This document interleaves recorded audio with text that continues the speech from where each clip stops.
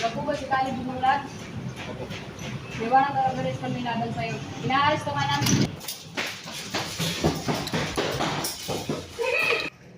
Bumaba ka!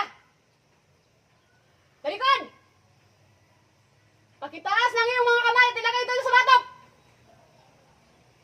Dahan-dahan kang lumuhod at ipatong ang iyong kaliwang paa sa iyong kanang paa!